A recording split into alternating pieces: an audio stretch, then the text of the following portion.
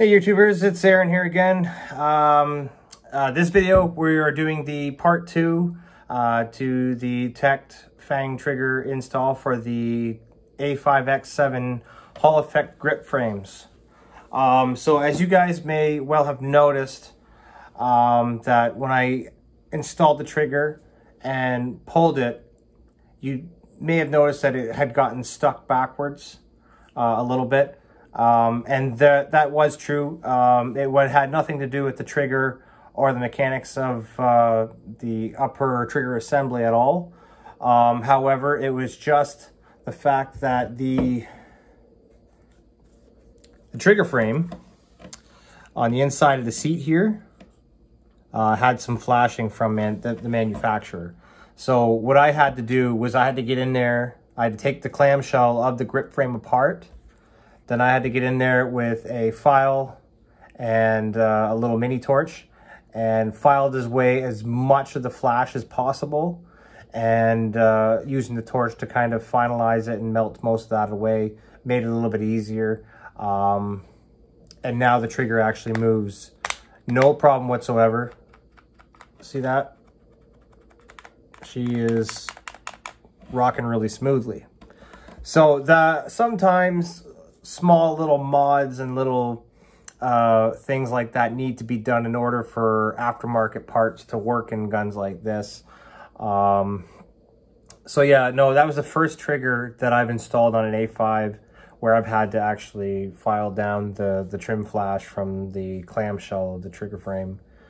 It was strange. I know it had me baffled for a little while because I was constantly taking it apart and putting it back together, and I was kind of like, okay, what is causing that? It was so annoying.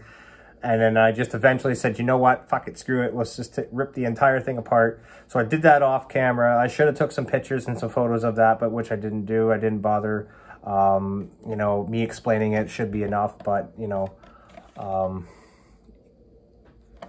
it was very, yeah, like I said, it was tedious. I didn't even think I even had to speak about it. But in this case, you know, some people do tend to get super cynical on YouTube and tend to question your ass and say, oh, haha, it didn't work, it didn't work. No, it's not the fact that it didn't work. It was just it needed a little bit of cleanup and modification for it to work. So, and it does work. So, without further ado, let's get into some trigger rocking. Been waiting to kind of do this video for a couple of days right now, but it's been super busy around here. I really haven't had a chance to sit down with this and do very much. As you may also notice is that I am missing the screw. Not exactly missing the screw. Let's just say not needing the screw, because what it is, that's your post-travel screw. So, and the screw I had in there initially was the one with the little plastic bumper at the end of it, so it doesn't really beat the shit out of your trigger frame. Well, what the problem with that is, it actuates just fine without it. And let's just say it actuates just as soon as it stops anyways. So really, the way I had it set is I had this little set screw kind of sticking out just a little bit, and it was very uncomfortable when it came to rocking the trigger, and I kind of thought that was really annoying. So I just said, you know what, let's just take it out completely and try it. So what I ended up doing was I went up a little bit more on the pre-travel. Okay, so I was able to take out a lot of the slop. Okay, so right now I only got a small little bit of travel before she actuates. But I got a little bit of extra travel in there because I found too little travel.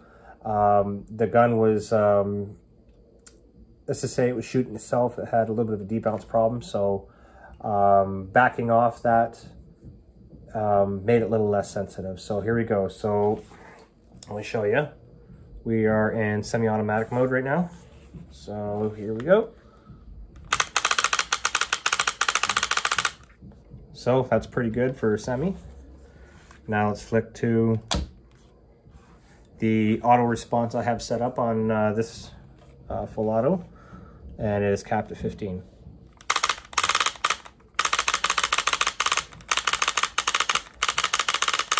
Really good, really good. So by far, I gotta say, this trigger is the best upgrade for this gun. The best. I can't say anything bad about it. With the whole set screw thing, that's all personal preference. That's really all up to you. You can set it that way, or you could just not use them. But you will need to use the pre-travel screw to kind of take out a lot. You're gonna have a lot of excess travel there that's unnecessary. So other than that, guys, we've successfully installed this trigger and got it rocking. And this is with the stock board. I put the stock board back in because I was having a couple issues with the ape, so I'm just trying to diagnose right now. So far so good, everything's running swell. Other than that, have a good day, guys.